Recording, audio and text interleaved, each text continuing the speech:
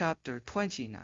Officer Lee didn't look at Qiao Jie again, but instead turned to Qizhou and asked, I do have a question regarding Han Yimo. Didn't you have something left unsaid?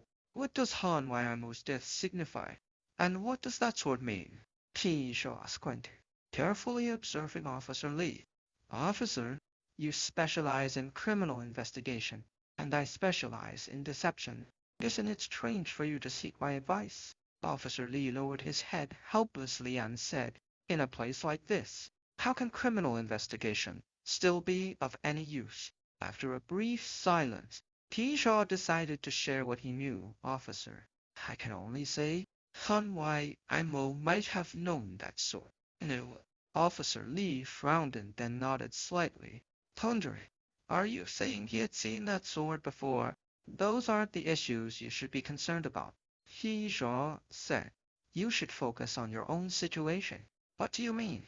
He Zhao sighed, turned to Li, but was abruptly pulled back by Officer Li. Hunger, what do you mean? Ling King covered her mouth and nose and leaned in close to Officer Li's ear, whispering, Officer, since Qizhou isn't willing to say it, I can speak for it.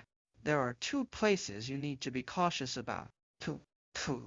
First, the only person who could easily lift that massive sword is that deranged female clerk. She has incredible strength.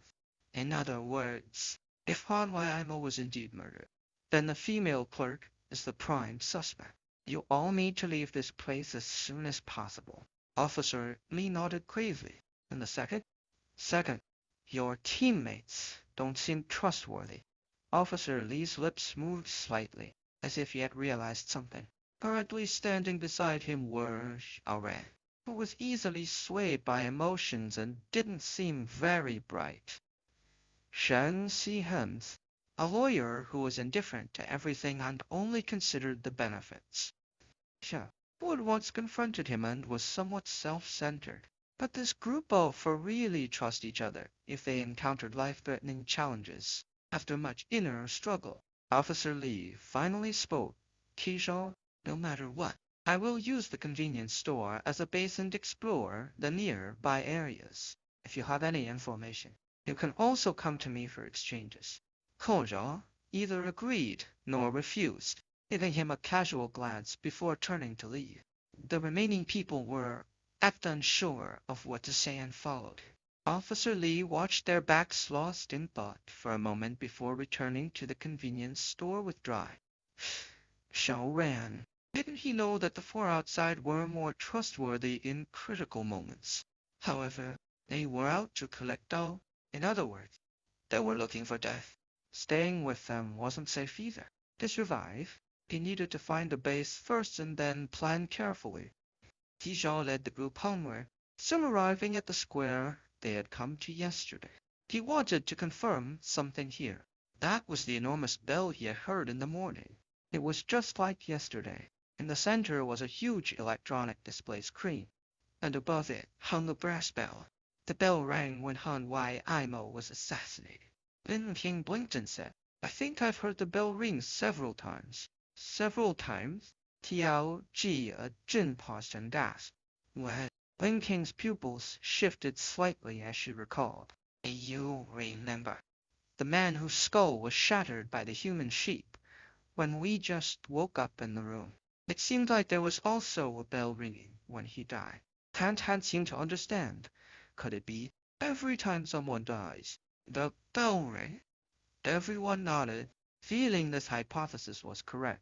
The brass bell before them seemed like a death knell, announcing the number of deceased. The quick, Qizhou shook his head.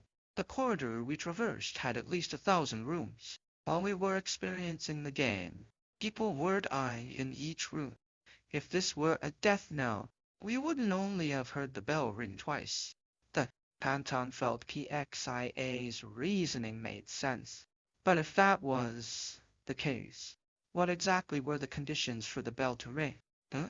Then King looked up at the display screen and noticed it was blank. I remember there was a line of text on it yesterday. Everyone looked up. Indeed, the text had disappeared. It seems like something about echoes. Xiao Jie scratched his chin and said, I echoed inviting disaster. I heard the echo of inviting disaster. He said, right, Jin. What does that mean? Keyshaw shook his head. This wasn't something that could be understood by mere guessing. Their understanding of this city was too limited. What was inviting disaster? What was an echo? Who was I? Forget. Let's go check somewhere else. Keyshaw turned around to leave, but suddenly froze. In front of him was a gaunt face wearing a smile. His face had appeared behind him, had some unknown point and was now staring directly at him. KXIA's pupils shifted, and he quickly stepped back. The other three were startled as well. In front of them was a withered old man, tiptoeing, his body bent like a dead tree. I thought of something. The old man smiled faintly, revealing his only remaining tooth. You asked me a question, and I thought of the answer. Pigeon felt a chill down his spine as the old man stared at him. Are you talking to me? The old man pressed his cracked lips together.